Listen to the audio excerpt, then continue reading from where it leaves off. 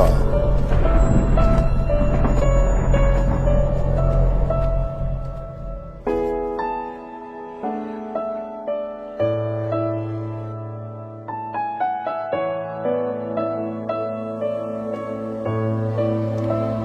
His name is Jesus.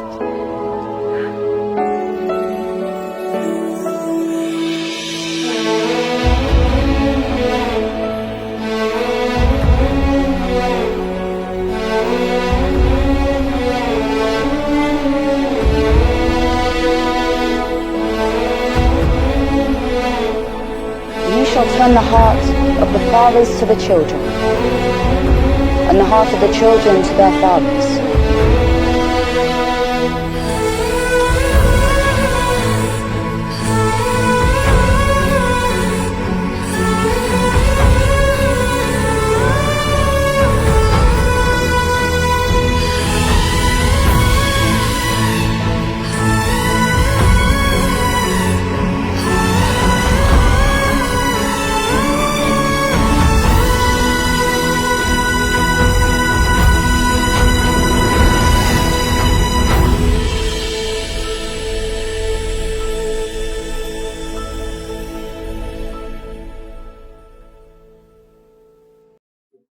చిన్న ప్రార్థన చేసుకుంటే ప్రార్థన చేసుకుంటాం. పరిశుద్ధుడా మహోన్నతుడా సర్వేశ్వరుడా మీకు వందనాలు. ఈ రాత్రి కాలమందు మేమంతా కలుసుకొని మిమ్మల్ని స్తుతించడానికి ఆరాధించడానికి యోగ్యత మీరు మాకు దయచేసినందుకు వందనాలు తండ్రి. మేమందరం కలుస్తాం. మిమ్మల్ని స్తుతిస్తుండగా ప్రతి మాటను బట్టి మాకు నేర్పించాను. ఈ నామ మహిమ గణత కొరకు మీరు బ్రతికేలాగా సహాయం దయచేయమని కోరి ఈ ప్రార్థన క్రీస్తు వారి పేరటను సమర్పిస్తున్నాం తండ్రి. ఆమేన్. క్రీస్తు వారి పేరట దేవుని మహాకృపను బట్టి మరొకసారి ఈ ఆదివారం రోజు మనం చక్కగా దేవుని మాటల్ని నేర్చుకుంటూ మన జీవితాలని కట్టుకోవటానికి మనల్ని మనము దేవునిలో స్థిరముగా నిలబెట్టుకోవటానికి మరి ప్రతి వారం కూడా మనం ప్రయత్నం చేస్తాం. ఎందుకు అంటే దేవుడు చాలా గొప్పవాడు. ఆయనకి మించిన వాడు ఈ ప్రపంచంలో ఎవరు లేరు. ఆయన్ని బట్టి మనము ఒట్టిగా సంతోషించాలి. ఎందుకంటే అలాంటి దేవుని మనం ఎంచుకున్నాం కాబట్టి. అలాంటి దేవుని మనం ఎంచుకున్నాం. ఆయన ఎలాంటి వాడంటే సర్వశక్తివంతుడు, ఆయన గొప్పవాడు. అలాంటి దేవునికి మనం పిల్లలయ్యే అవకాశమును మనకి కలిగించాడు. ఆయనకి పిల్లలయ్యే అవకాశం. అందుకే భూమి మీద బ్రతుకుతున్నప్పుడు ఆయన గురించి, ఆయన ప్రేమ గురించి, ఆయన మాటల గురించి, ఆయన శక్తి గురించి తెలుసుకోవటానికి మనం ప్రయత్నించాం. ఓకే, ముందుగా ఒక మంచి మాట చదువుకొని మొదటి యోహాను రాసిన మొదటి పత్రిక 4వ అధ్యాయము. యోహాను రాసిన మొదటి పత్రిక 4వ అధ్యాయము 8వ వచనాన్ని ఒకసారి మనం చదువుతున్నాం.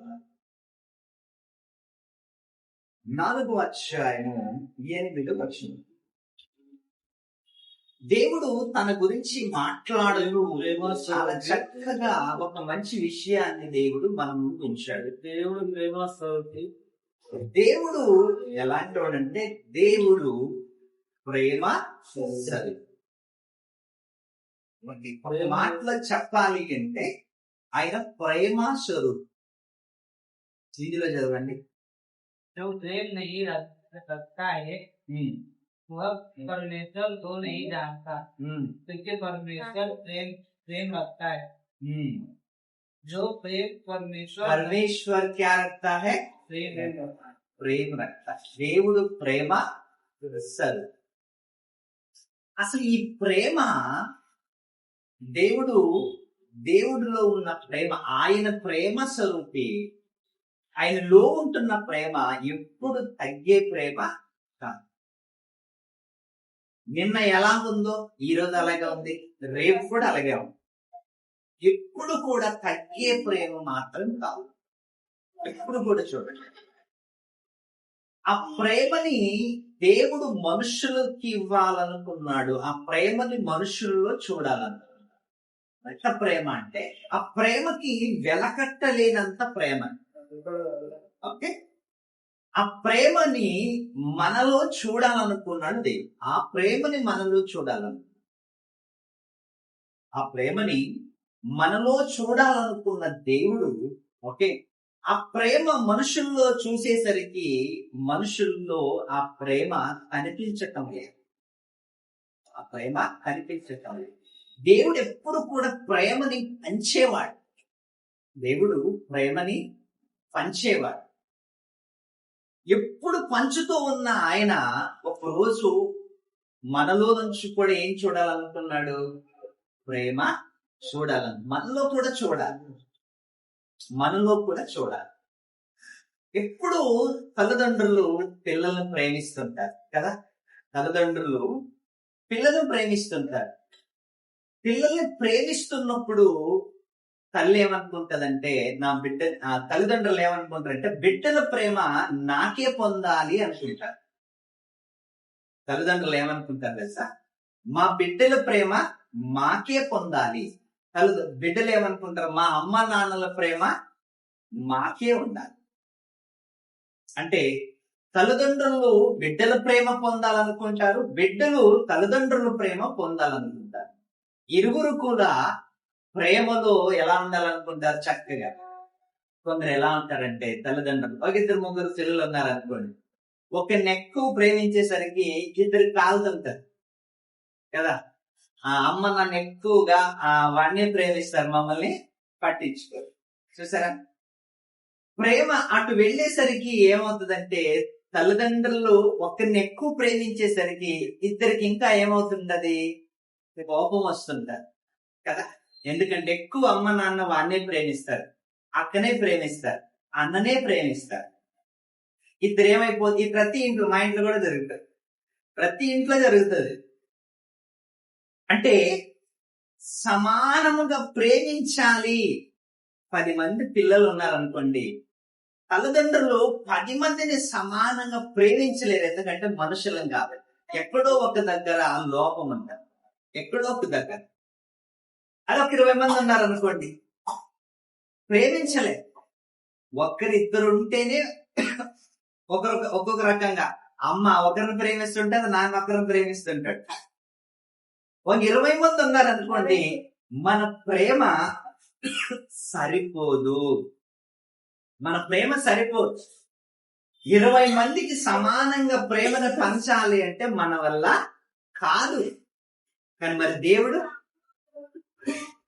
అందరికి ప్రేమని సమానంగా పంచుతున్నాడంట. అందరికీ సమానంగా, ఎక్కడ లోపము లేకుండా ప్రేమని పంచుతున్నాడు. ఎక్కడ లోపం లేదు. ఓకే, ప్రతి ఒక్కరు కూడా ప్రేమలో మనము ఫెయిల్ అయిపోయాం. దేవుడు ఎప్పుడు కూడా ఫెయిల్ అవ్వడు. ఎందుకంటే ఆయన ఎవరెందుకి? ప్రేమమయం. ఆయన మనిషిని ప్రేమిస్తే ఎంత ప్రేమిస్తాడంటే మనం ఊహించుకోలేనంత ప్రేమిస్తాడు.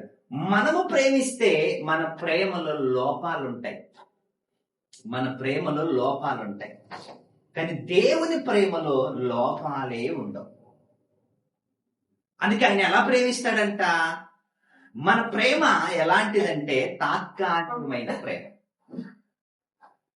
పెళ్లిలో స్టార్టింగ్ పెళ్ళైనప్పుడు వస్తూ వస్తూ పూలు తీసుకొస్తాడు, వస్తూ వస్తూ ఏదైనా తీసుకొస్తాడు. స్టార్టింగ్ లో పెళ్ళైనప్పుడు కొన్ని నెలలు దాటిన తర్వాత పూలు ఉండవు, పూలు ఉండవు. ఏం పూలు బంద్ అయిపోయాయంటే ఇంకెందుకంట పూలు భారీ.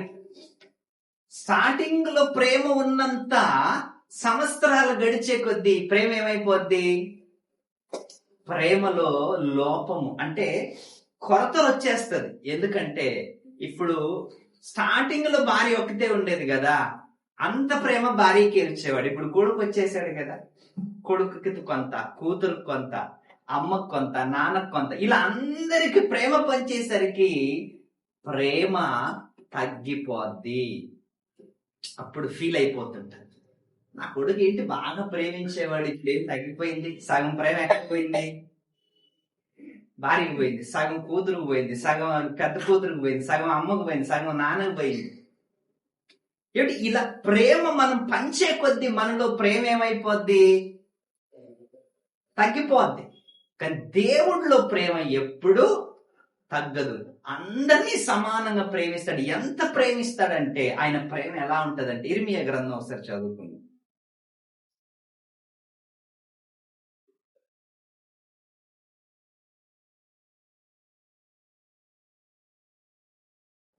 ఇర్మియా గ్రంథము 31వ అధ్యాయము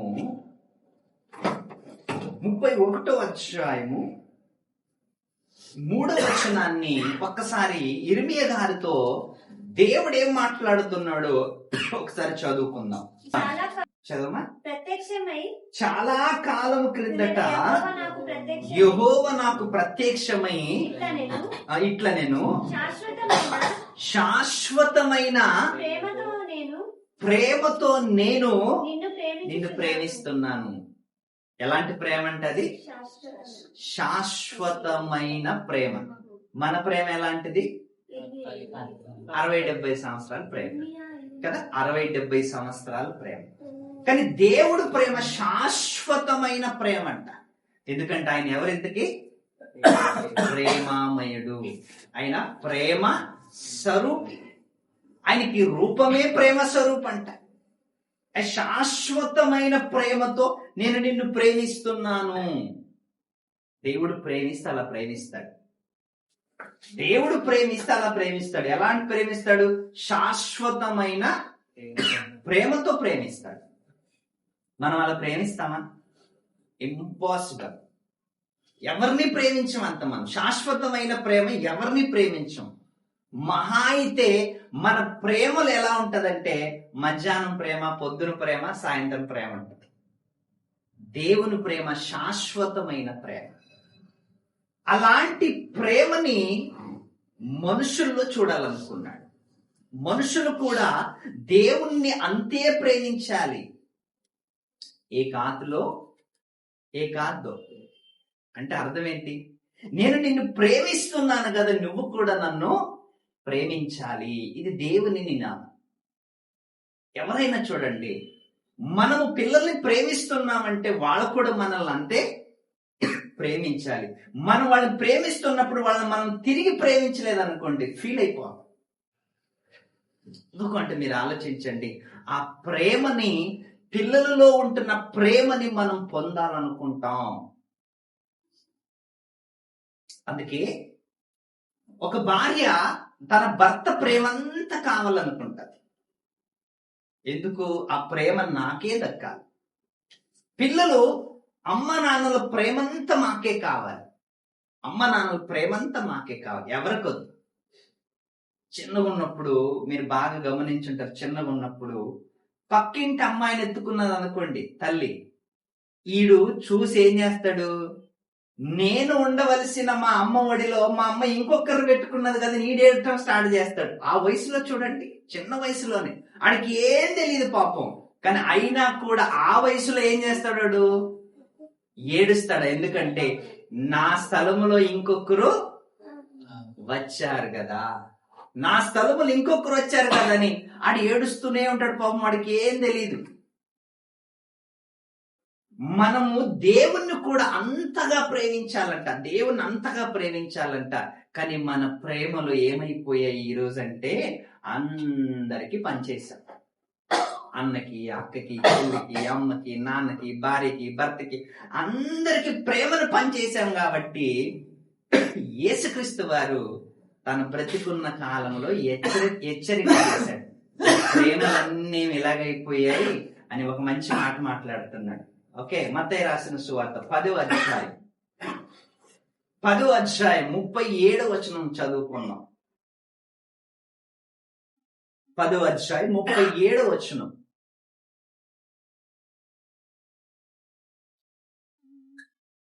తండ్రి అయినను యేసుక్రీస్తు వారు ఈ మాటని గుర్తు చేస్తున్నాడు. మీరు బాగా ఆలోచించండి. ఇక్కడ ఏమంటున్నాడు?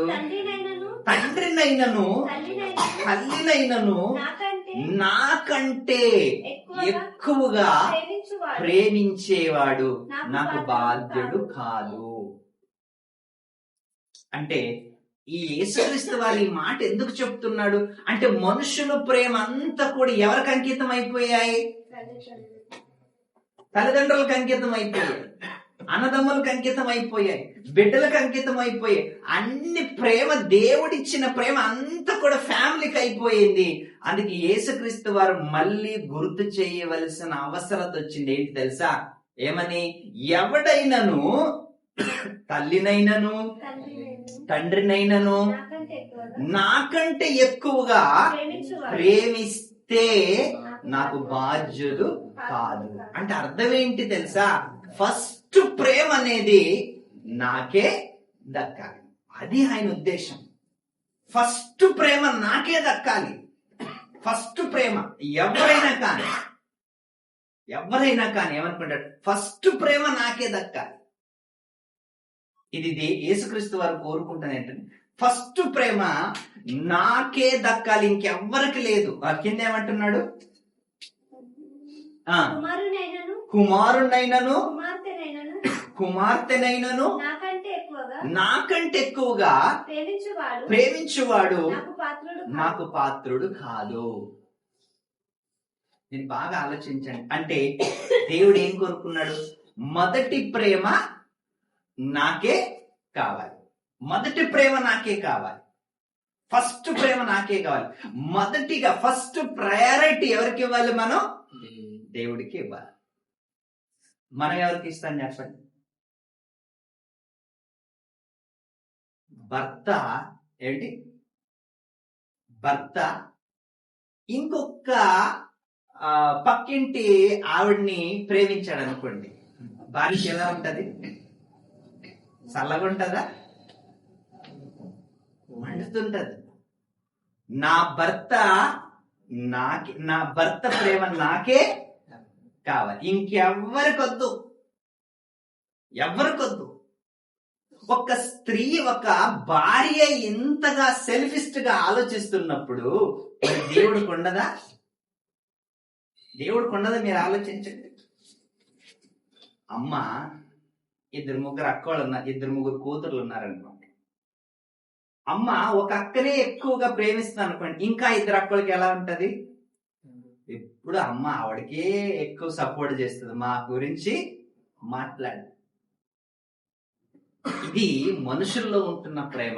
కానీ దేవుడు మాత్రము ఏమనుకుంటాడంటే, నేను కూడా సెల్ఫిస్ట్నే అనుకుంటాడు. ఎందుకంటే నేను కూడా, మీ ప్రేమ కూడా నాకే దక్కాలి, ఇంకెవ్వరికి లేదు. మొదటి ప్రేమ నాకే దక్కాలి. అందుకే ఇశ్రాయేల్ అందరికి దేవుడు పాఠాలు ఏం నేర్పాడు తెలుసా? ఫస్ట్ది నాకే కావాలి. మీ పొలం పండినా కూడా ఫస్ట్ పంట నాకే. మీ పిల్లలు పుట్టినా కూడా మొదటి సంతానం నాకే. మీ పంటలో మొదటిది నాకే. మీ పొలములో ఏదైనా, మీ గొర్రెల్లో, మేకల్లో, వంటిల్లో ఏదైనా మొదటి సంతానం నాకే. ఎందుకంటే మొదటి ప్రేమ నాకే దక్కాలి, ఇంకెవరికి లేదు. మీకు మొదటి పిల్లలు పుట్టినా కూడా ఫస్ట్ సంతానం, తొలిచూలు సంతానం ఎవరికి కావాలి? దేవునికే కావాలి. ఈరోజు చూడండి, ఆలోచించండి. ఈరోజు దేవుడికి మనం ఎలా చేస్తామంటే, అన్ని జీతం రాగానే అందరికి పనిచేస్తాం. అందరికి పనిచేసిన తర్వాత దేవుడికి ఇంకేం ఉండదు. కొసరు ఉంటది కదండి, ఆ కొసరు దేవుడి కోసం ఇవ్వటానికి ట్రై చేస్తాం. దేవుడు తీసుకోడు. ఎందుకంటే ఆయన ఏం కోరుకుంటాడు? ఫస్ట్ది కోరుకుంటాడు. ఈరోజు దేవుడికి ఏ స్థానం ఇచ్చారు? 4వ స్థానం.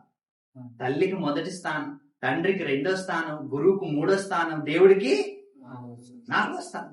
వెనకబడేశాం దేవుణ్ణి. దేవుడేమో నేనే ముందుండాలనుకుంటే దేవుణ్ణి మాత్రం వెనకబడేశాం. మొదటిలో ప్రతి దాంట్లో మొన్న మన సుందరు కీర్తన ఏంటి, వాళ్ళ జీతంలో మొదటి జీతాన్ని ఎంతో కొంత సేవకు తెచ్చిచ్చేసరికి నాకు బాగా ఈ మాటలు గుర్తుకొచ్చాయి. అందుకే ఈ రోజు ఈ వాక్యం చెప్పాలని ఆలోచన. ఎందుకంటే వాళ్ళ కష్టార్జితంలో ఫస్ట్ గా ఎవరిని గుర్తు చేసుకున్నారు? దేవుడు. ఫస్ట్ మన జీతంలో, మన పంటలో మొదటిగా వాళ్ళకి నేర్పింది అదే దేవుడు. ఇశ్రాయేలుకి అరణ్యములో, ఐగుప్తులో, లేకపోతే అరణ్యములో, కానానులో దేవుడు నేర్పింది వాళ్ళకి, మీ పంటలో తొలి పంట ఎంత ఇస్తావు ఇంపార్టెంట్ కాదు, కానీ ఖచ్చితంగా నీ మొదటి పంట నాకే. ఎందుకంటే నేను ఫస్ట్ ప్రేమను కోరుకునేవాడిని, తర్వాత ప్రేమను కాదు. ఫస్ట్ ప్రేమను కోరుకునేవాడిని. అందుకే మీరు బాగా ఆలోచించండి. యేసుక్రీస్తు వారు ఏమంటున్నాడంటే, నాకంటే ఎక్కువగా ఎవరినైనా మీరు ప్రేమిస్తే నాకు బాధ్యులు కాదు. మరి ఫస్ట్ ఎవరిని ప్రేమించాలి? దేవుడు. మరి రెండోది ఎవరిని ప్రేమించాలి? ఎవరిని ప్రేమించాలండి? అమ్మను ప్రేమిస్తే నాన్నకి కోపం, నాన్న ప్రేమిస్తే అమ్మకు కోపం. మరి ఎవరిని ప్రేమించాలి? ఎవరిని ప్రేమిస్తే బాగుంటుంది? మీరు ఆలోచించి. సేవకుల్ని ప్రేమించాలి, పరిచారకులను, దేవుని పరిచారకులను ప్రేమించాలి. రెండో స్థానం వాళ్ళకి ఇవ్వాలి, మూడో స్థానం ఎవరికైనా ఇచ్చుకునే ఇష్టం. మీరు బాగా ఆలోచించండి. మూడో స్థానము సేవకునికి ఎందుకు ఇవ్వమంటున్నాను అంటే, రెండో స్థానం సేవకునికి ఎందుకు ఇవ్వమంటున్నాను అంటే, ఏమండి, సేవకుడు దేవుని ప్రతినిధి. సేవకుడు దేవుని ప్రతినిధి. ఎందుకు అంటే దేవుని సేవ చేసేవాడు మామూలు కాదు. దేవుని పరిచారం చేసేవాడు, దేవుని పరిచర్య చేసేవాళ్ళు ఎలాంటి వాళ్ళంటే దేవుని ప్రతినిధులు. పనికెళ్ళి నాన్న ఇంటికి వచ్చాడు అనుకోండి, గ్లాసు నీళ్ళు ఇస్తారు. ఏంటి, మీరు బాగా గ్లాసు నీళ్ళు ఇస్తారు. నాన్న ఇంటి నుంచి, పని నుంచి ఇంటికి వస్తే గ్లాసు నీళ్ళు ఇస్తారు. అది మీ బాధ్యత. అదే సేవకుడు వస్తే ఆయన కూడా గ్లాసు నీళ్ళు ఇస్తారు. ఈ రెండింటికి వ్యత్యాసం ఏంటి మీరు ఆలోచించండి. ఈ రెండిట్లో ఏం దొరుకుతుంది మనకి? నాన్నకి నీళ్ళు ఇస్తే అది మీ బాధ్యత, సేవకుడికి నీళ్ళు ఇస్తే ప్రతిఫలం. ఆలోచించండి. దేవుడు సేవకునికి గ్లాసు మంచినీళ్ళు ఇస్తే దాన్ని ఏమన్నాడు? ప్రతిఫలం ఇస్తానన్నాడు. మరి అదే నాన్నకి నీళ్ళు ఇచ్చావు కదా, అది మన బాధ్యత. అందుకే సేవకునికి నువ్వు రెండో స్థానం ఇవ్వాలి, మూడో స్థానం ఎవరికైనా ఇచ్చుకో. అమ్మకి ఇచ్చుకుంటావు, నాన్నకి ఇచ్చుకుంటావు, ఎవరికైనా ఇచ్చుకో. ఎందుకంటే పరిచారకుడు మన జీవితాలని కట్టేవాడు.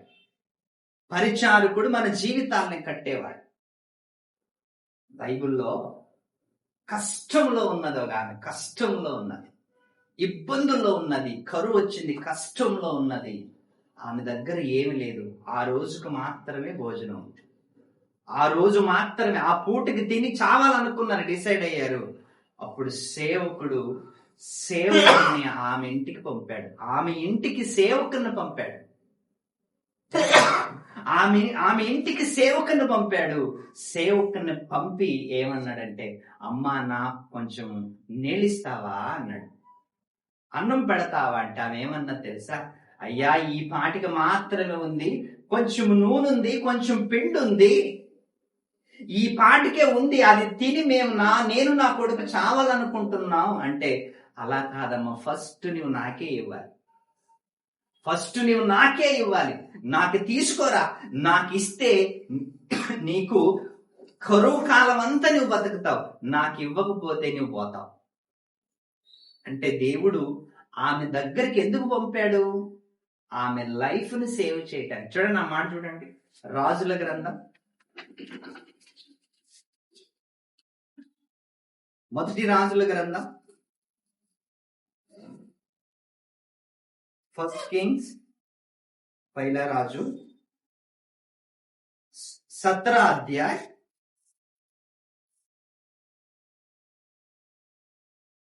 10वां वचन, 10वां अध्याय। సంఘకర్తలు లేచి 17 అధ్యాయ 10వ వచనం. అందుకతడు లేచి అందుకతడు లేచి సారెపత్తునకు పోయి పట్టణపు గవని యొద్ద యొద్దకు రాగా ఒక విధవరాలు అచ్చట కట్టెలు ఏరు చుట్ట చూచి ఆమెను పిలిచి త్రాగుటకై పాత్రలో కొంచెం నీళ్లు తీసుకురమ్మని వేడుకొనెను. పాత్రలో నీళ్లు తీసుకురామ్మా అని వేడుకున్నాడంట. ఆ నీళ్లు తీసుకురామని వేడుకోగానే ఇంట్లో అందరికి నీళ్లు ఉంటాయి కదండి, నీళ్లు తీసుకురావటానికి వెళ్ళింది. అలా నీళ్లు తీసుకురావటానికి వెళ్ళినప్పుడు ఈయన వెనక నుంచి మళ్ళీ ఏమంటున్నాడు, ఆమె నీళ్లు తీసుకొని నీళ్లు తేబోతుండగా ఆమెను మరలా పిలిచి నాకు ఇంకొక రొట్టె ముక్కను చేతితో చేసి చేసుకొని చెప్పాను. ఇది ఎలాంటి పరిస్థితి అంటే క్లిష్టమైన పరిస్థితి. అసలు ఉన్నదెంత? కొంచెమే ఉంది, ఇద్దరికి సరిపోయేది. మళ్ళీ మూడో వ్యక్తి వచ్చాడు అనుకోండి, మీకు ఎంత కష్టం అండి? ఎంత కష్టం మీరు చెప్పండి. అలాంటి టైంలో కూడా పరీక్ష మన జీవితాల్లో. రాత్రి మనం కూడా చెప్పాను అనుకుంటా, రాత్రి 12 గంటలకి ఒక ఆయన వచ్చాడు, దేవుడే పంపాడు, మనకు తెలియదు. అమ్మ కొంచెం భోజనం పెట్టమ్మా అని అడిగాడు. ఓకే, మనకు భోజనం పెట్టామని అడిగాడు. కానీ మన దగ్గర భోజనం అంతా అయిపోయింది. కానీ పంపాడు ఎవరు? దేవుడు పంపాడు. మనం ఏం చేస్తాం? ఏం చేస్తాం? అయ్యా, ఇప్పుడు నా దగ్గర భోజనం లేదు, దయచేసి నీవు వెళ్ళిపో అని. కానీ ఆ వ్యక్తిని పంపింది ఎవరు తెలుసా? దేవుడు. ఎందుకంటే మనం ఎవరు ఇంతకి ఈ రిజెక్ట్ చేశారు అంటే అన్నిలు ఎవరైనా రిజెక్ట్ చేస్తారు, కానీ మనం ఎవరు? క్రైస్తవులని. అలాంటి టైంలో కూడా ఒక వ్యక్తి మన ఇంటికి వచ్చాడు అంటే, భోజనం అడుగుతున్నాడు అంటే, బహుశా దేవుడు పంపాడు మనల్ని పరీక్షించటానికి. ఈమె దగ్గరికి ఎలియా గారిని పంపిస్తూ ఏమంటున్నాడంటే, ఆమె ఏమంటుందంటే క్లిష్టమైన పరిస్థితి. కానీ అయినా కూడా దేవుడు ఎలిషా ఏమంటున్నాడు? ఎలియా ఏమంటున్నాడు చదవండి. అందుకామె నీ దేవుడైన యెహోవా జీవముతోడు తొట్టిలో పెట్టెడు పిండి ఉంది, గుడ్డిలో కొంచెం నూనె ఉంది, గాని అప్పం ఒకటే లేదు. మేము చావకు ముందు నేను ఇంటికి పోయి వాటిని నాకును నా బిడ్డకును సిద్ధము చేసుకునవలనని కొన్ని పుల్లలు ఏరుకుంటున్నాను. అంటే నాకు నా బిడ్డకి ఏంటి సిద్ధం చేసుకోవడానికి కొన్ని పుల్లలు ఏరుకుంటున్నాను. మరి నీకెక్కడది అంటే ఆయన ఏమంటాడు తెలుసా? ఫస్ట్ నాకి నీవు, అలాగే ఉంటుంది చూడండి, అది మొదట. అప్పుడు ఏలియా ఇట్లా, నేను భయపడవద్దు, పోయి నీవు చెప్పినట్లు చేయము. అయితే అందులో నాకొక చిన్న అప్పము మొదట చేసి నా ఎదురు తీసుకో. ఇది మీకు బాగా ఆలోచించండి. ఆయన ఏమంటున్నాడంటే, ఫస్ట్ నాకు ఒకటి అప్పము చేసుకొని తీసుకోరా, ఫస్ట్ నాకు తీసుకోరా. ఎందుకంటే దేవుడు కోరుకున్నది కూడా అదే. ఫస్ట్ దేవుడు ఏం కోరుకున్నాడు? మీ మొదటి ప్రేమ నాకే కావాలి. దేవుడిని ఎప్పుడు కూడా మనం ప్రేమిస్తున్నప్పుడు ఆయన ఫస్ట్ ప్రయారిటీ ఇవ్వాలి. ఫస్ట్ ప్రయారిటీ, లాస్ట్ కాదు. మనం లాస్ట్ ఉంచాము అంటే దేవుని మనం అర్థం చేసుకోలేదనా. ఫస్ట్ దేవుడు ఏదైనా దేవునికి మనం ముందుగా ఈరోజు చూడండి, మన జీతాలు వచ్చిన వెంటనే అందరికి పనిచేస్తాం. దేవుణ్ణి మనం ఏం చేస్తాం? మర్చిపోతాం. ఇట్లా ఉంటే మన జీవితాలలో ఎప్పుడు కూడా ఏదో ఒకటి ఎలా ఉంటదంటే, ఎప్పుడు కూడా పోతూనే ఉంటాయి. ఇది నిలబెట్టుకోవాలి అంటే ఇశ్రాయేలుకి దేవుడు ఏం చేశాడు? నేర్పాడు. మీరు ఏదైనా ఫస్ట్ నాకు ఇవ్వాలి, ఫస్ట్ నాకు ఇవ్వాలి. ఎందుకంటే దేవుడు నేర్పించాడు. ఎందుకంటే ఏదో ఒకటి లాభం ఉండే ఉంటది కదా. దేవుడు నేర్పిస్తున్నాడంటే ఏదో ఒకటి లాభం ఉంటది, నష్టం అయితే ఉండదు. అందుకే వాళ్ళకి నేర్పించాడు. ఎప్పుడు మీరు ఆలోచించండి, ఫస్ట్ ప్రేమ, మొదటి ప్రేమ దేవుడికి మనం ఇవ్వాలి, మొదటి ప్రేమ దేవుడికి మనం చూపించాలి. ఒక ఆయన బైబిల్లో ఉన్నాడు. బైబిల్లో దేవుడికి ఒప్పందం చేసుకున్నాడు. దేవా, నాకు ఇది ఇస్తే నేను నీకు ఇది ఇస్తాను అని అగ్రిమెంట్ చేసుకుంటున్నాడు దేవుడు. నాకు ఇది ఇస్తే నేను నీకు ఇది ఇస్తాను. దేవుడు ఏమనుకున్నాడు తెలుసా? దేవుడికి అన్ని తెలుసు కాబట్టి సరేలే నీకు ఇస్తాను అన్నాడు. ఏంటో ఒక మాట చదువుకున్నా, న్యాయాధిపతుల గ్రంథం తీసుకోవచ్చు. జడ్జిస్ 11వ అధ్యాయం అప్పుడు తీసుకోవచ్చు. అప్పుడు యెఫ్తా और युक्तियों ने यह कहकर यहोवा की मन्नत मानी, यहोवा से मन्नत मांगी, यदि तुम्हें मिल सकते हो अमूल्यों को मेरे हाथ में कर दे, तो जब मैं तुझे के साथ अमूल्यों के पास से लौट आऊं तब जो कोई मेरे भेद के लिए मेरे घर के द्वार से निकले वह यहोवा का निर्णय। తెలుగులో చదవండి. అప్పుడు యెఫ్తా యెహోవాకు మొరపెట్టుకొనెను. ఎట్లనగా నీవు నా చేతికి అమాలేకీయులను ఇస్తే. చూడండి ఒప్పందం ఎలా ఉంది చూడండి. ప్రభువా, నాకు మంచి జరిగితే 101 కొబ్బరికాయ, ఒకటి కాదు రెండు గంట 101. నాకు మేలు జరిగితే తిరుపతికి వెళ్ళి కొట్టిస్తా. ఇవన్నీ మనకు అలవాటే కదండి. ఒకసారి మీరు ఆలోచించండి. హిందువులు భోజనం చేసేటప్పుడు ఒక ముద్ద ఎవరికి ఇస్తారు? ఒక ముద్ద దేవుడు. వాళ్ళు మర్చిపోరు, కానీ మనం అంతా తింటాం. తినాలి పర్లేదు, ఆ ముద్దతో దేవుడు. కానీ ఏంటంటే ఫస్ట్ ప్రయారిటీ నాకు ఇవ్వాలి. మొదటి స్థానం నన్ను పెట్టండి, మొదటి స్థానము నన్ను ఊహించుకోండి. మిగతా వాళ్ళని ఎవరిని కాదు, భార్యని కాదు, అక్కని కాదు, భర్తని కాదు, తల్లిదండ్రులు ఎవరిని కాదు, నన్ను ప్రేమించండి. ఎవరైనాను, తల్లినైనను తండ్రినైనను నాకంటే ఎక్కువగా ప్రేమించే వాళ్ళు నాకు పాత్రలు కాదు, బాధ్యతలు కాదంటున్నాడు. అంటే నిజంగా ప్రజల ప్రేమ అంతా వెళ్ళిపోయింది.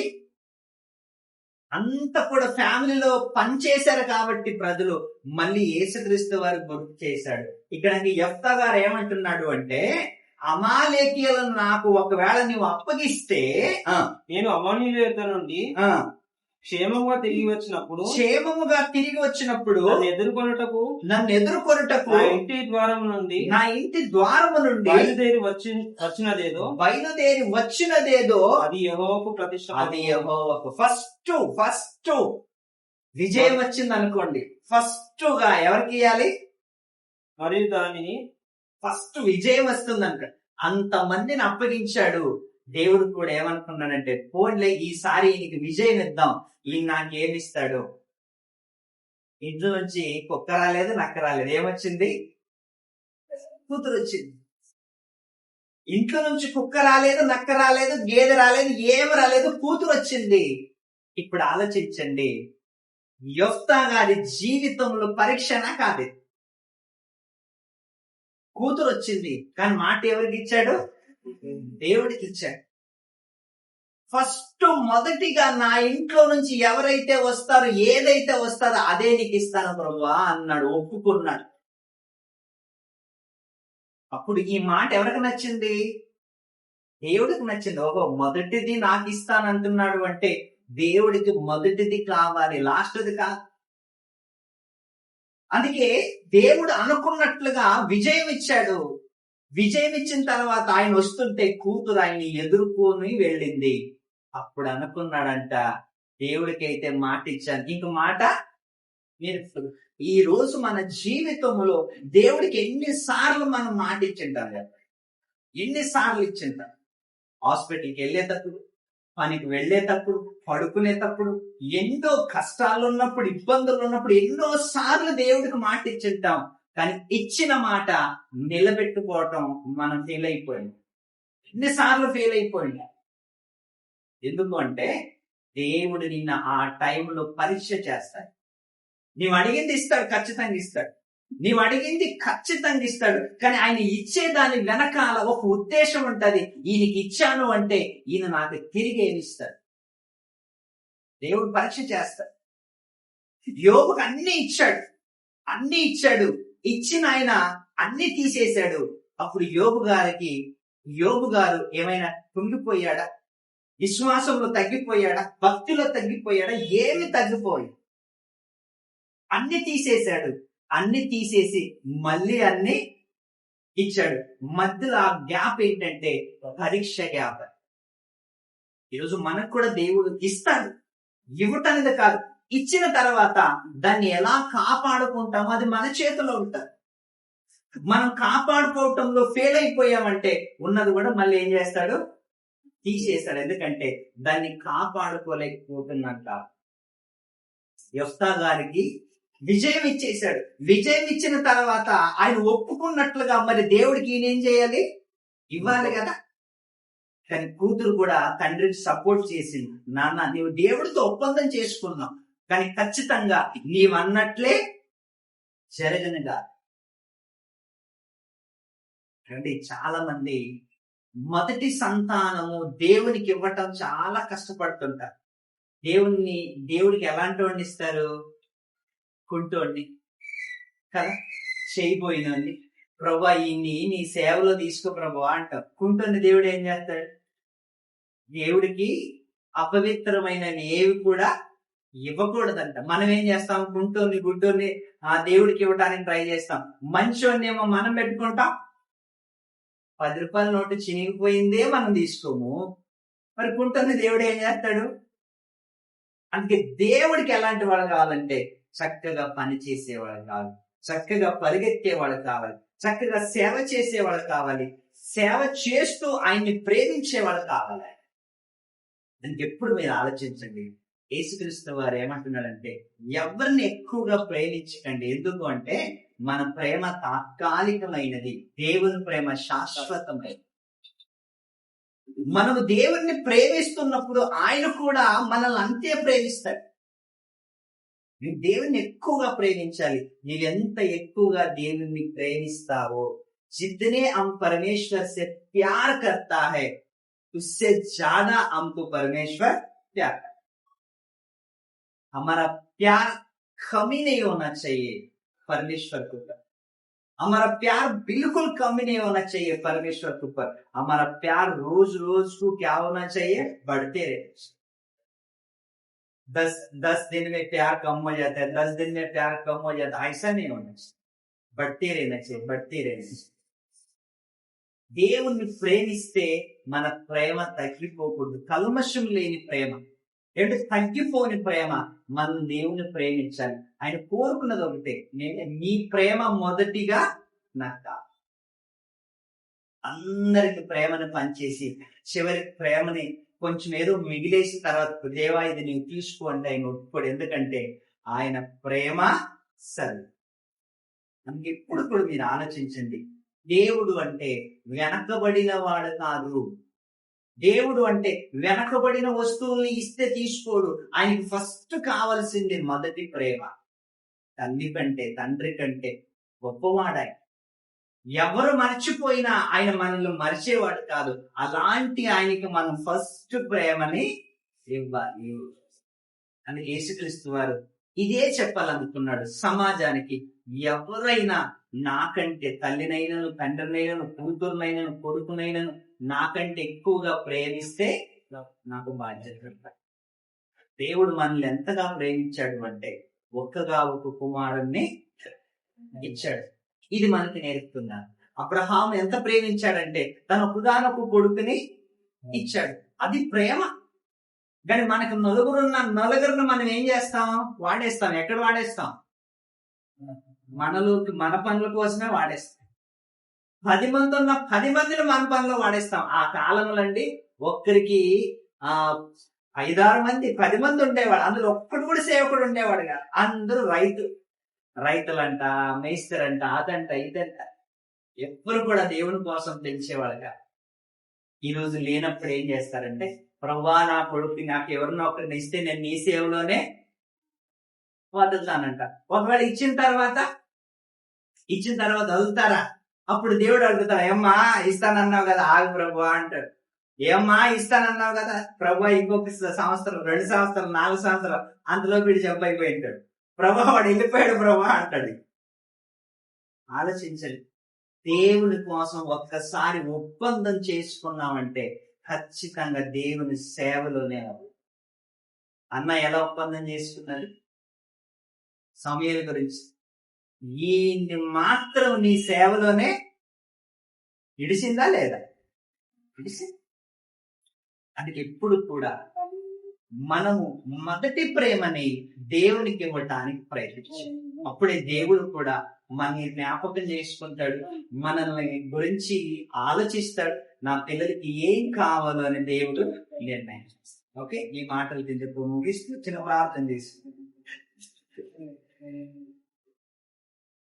పరిశుద్ధుడా పరలోకంలో ఉన్న మా తండ్రి, దయగలిగిన దేవ, కృప కలిగిన దేవ, మీకు వందనాలు, స్తోత్రం. ఈ ఆదివారం నాయన మేము నేర్చుకున్న ప్రతి మాట దేవ, మీ నోటి మాట, మీరు రాయించిన మాట దేవ, మీరు శాశ్వతమైన ప్రేమతో మమ్మల్ని ప్రేమిస్తున్నారు నాయన. ఆ ప్రేమను గుర్తు చేయటానికి యేసుక్రీస్తు వారు మీ ఉనికిని గుర్తు చేయటానికి, మీ ఉద్దేశాలను గుర్తు చేయటానికి యేసుక్రీస్తు వారు పలికిన మాటలు నాయన మేము చదువుకున్నాం, విన్నాం. చేరి వచ్చిన మమ్మల్ని అందరినీ కృపతో జ్ఞాపకం చేసుకున్నాం.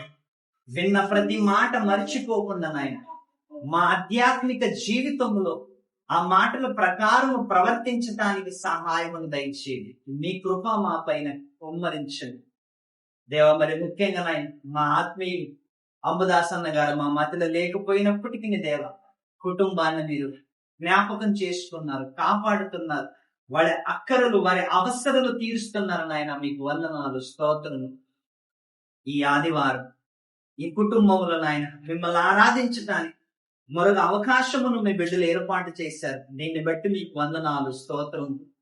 తమ్ముడు శ్రావణ్ను బట్టి ప్రార్థన చేస్తున్నా. యవన బిడ్డ నాయన లోకంలో నాయన మీకు సాక్షిగా నిలబడటానికి మీ బిడ్డకి కావలసినవన్నీ మీరు సమకూర్చండి. అక్కగారిని బట్టి ప్రార్థన చేస్తున్నాను, స్వాతిని బట్టి ప్రార్థన చేస్తున్నాను నాయన. ఈ కుటుంబములో శాంతి సమాధానమును దేవ, మీకు మహిమకరంగా జీవించే కృపను కుటుంబానికి మీరు దయచేయండి. రాలేని మీ బిడ్డలను జ్ఞాపకం చేసుకో, వచ్చిన మమ్మల్ని అందరినీ జ్ఞాపకం చేసుకో దేవ. చక్కగా నాయన మీ మాటల కోసం బ్రతుకుతూ మీ మార్గంలో జీవించటానికి సహాయమును దయచేయమని కోరుకుంటా. ఈ ప్రార్థన క్రీస్తు వారి పేరట నీకు సమర్పిస్తున్నాం తండ్రి. ఆమేన్.